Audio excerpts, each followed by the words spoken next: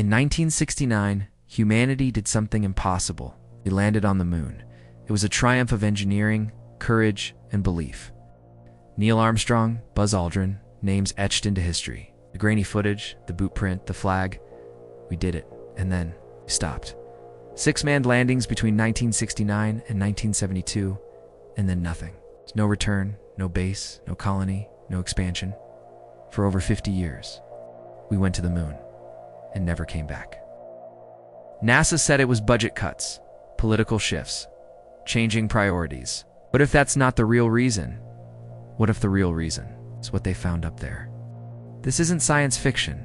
This is about silence. It's about missing transmissions, redacted footage, astronauts who never spoke about certain moments, and one mission log that was quietly removed from the archive, then reinstated, edited, and overwritten. Something happened on the moon, and we were never meant to know. There's a story that never made it to air, according to a former NASA communications technician, a man who only ever identified himself as Hank in anonymous forums. There was a moment during Apollo 11's moonwalk when the main feed went dark. It was chalked up to technical difficulty, but Hank says he was in the room when it happened. He describes a sudden shift in tone among the engineers, quiet panic, unscheduled scrambling, Armstrong's heartbeat spiking on the biofeed. The telemetry stayed live, but the video and audio were cut from the public stream. Internally, they kept receiving it. What Armstrong allegedly said wasn't in any transcript. They're here, it's on the ridge, watching. Hank claims that phrase was followed by almost 2 minutes of silence. Not static, but intentional dead air. When the feed resumed, Armstrong was already back to rehearsed lines.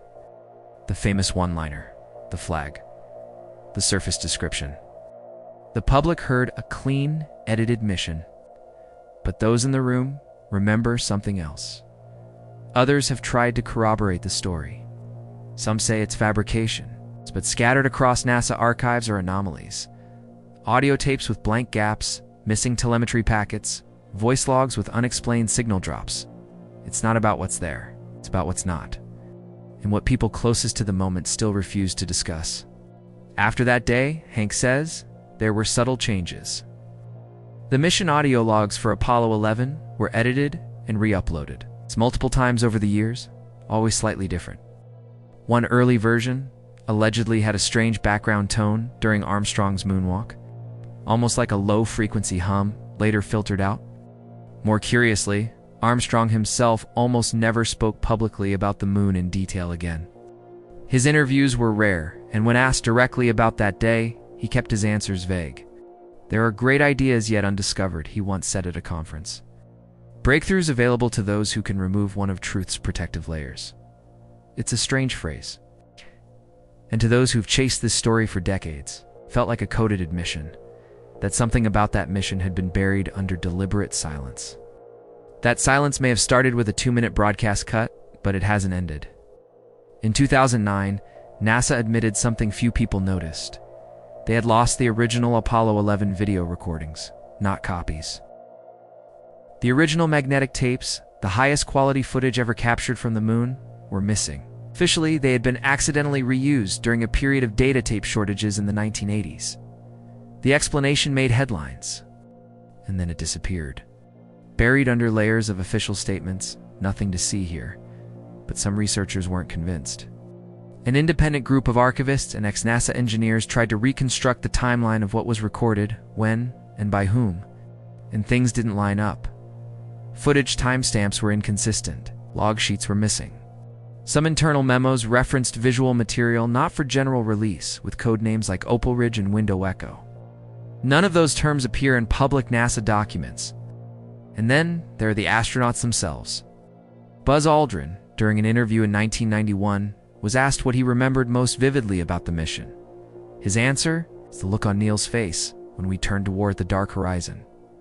No one followed up as the interview moved on, but the phrase stuck with those who watched closely. What did he see? Conspiracy? Misinterpretation? Or something real? Something that was never supposed to be filmed, let alone understood? We may never know, because the footage that could have shown us is gone. In 1976, a university research assistant reviewing Apollo 17 photographs stumbled onto something strange. One frame, number AS1713721923, taken near the Taurus Litro Valley, appeared to show more than just rocks. In the far distance, partially in shadow, stood a shape, not a boulder, not terrain, a vertical structure, symmetrical, angled, artificial looking. NASA dismissed it as lens flare combined with shadow distortion. But photo experts noted the lines were too clean, the geometry too precise. A few even ran edge detection algorithms decades later, and the output suggested hard boundaries inconsistent with natural formations. The image circulated quietly among enthusiasts. Then, suddenly it disappeared from the NASA digital archives.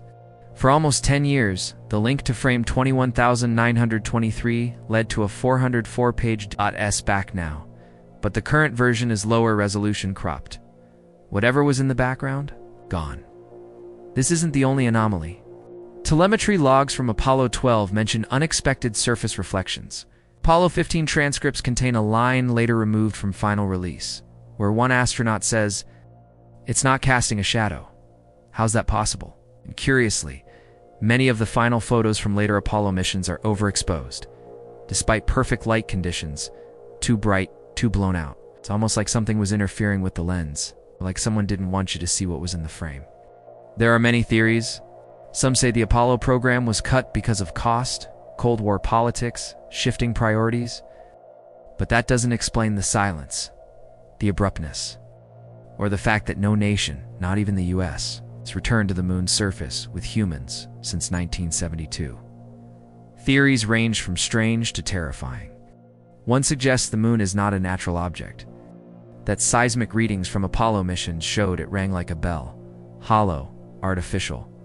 Another theory claims the far side of the moon contains vast structures, domes, towers, installations, long dormant but not entirely dead. And the most whispered theory? That the Apollo missions made contact, not with life, not with communication, but with presence, a knowing, a signal that they were seen and that humanity had gone far enough. It's said that after Apollo 17, there were plans for Apollo 18, 19, and 20.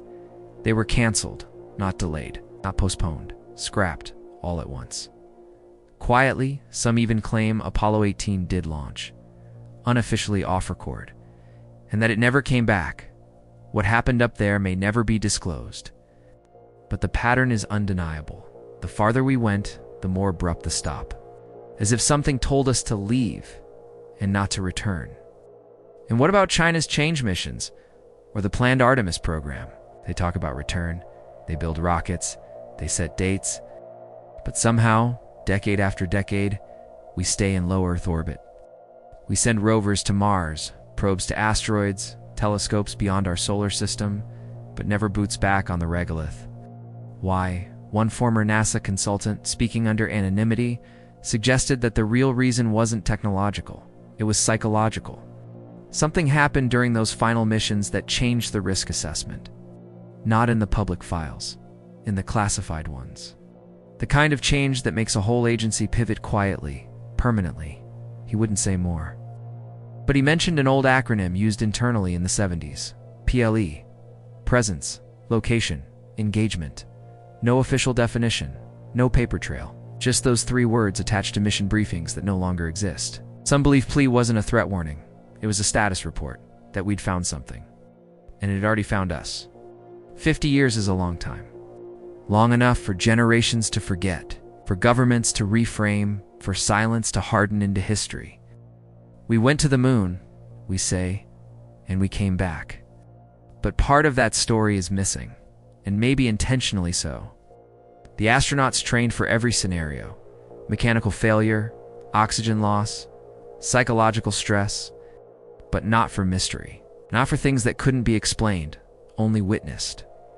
And when they came back, they changed. You can see it in interviews, in the way they speak, in what they don't say. Neil Armstrong, one of the most famous men on Earth, stepped away from the public. Buzz Aldrin, confident and analytical, often deflects when asked what he really saw. Others simply disappeared from public view. It's not that something happened, it's that something is still happening. So we didn't just visit the moon. We crossed a threshold. And whatever we found on the other side of it, it's still watching. And maybe that's why we never went back. Not because we couldn't, but because we were told not to. It's easy to dismiss all of this. Say it's just shadows, artifacts, broken tape, human imagination trying to fill in the blanks. And maybe that's all it is. But then why redact? Why misplace tapes? Why cancel missions that were already funded, already engineered, already scheduled? Why all the silence? History doesn't usually forget triumph, forgets failure.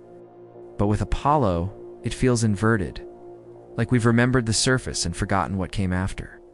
The part they didn't put in textbooks, because the most unsettling truth might not be what we found. It might be that we weren't the first to land there, that we were the first to be seen. Someone or something remembered us. And now, for 5 decades, we've stayed on our side of the sky,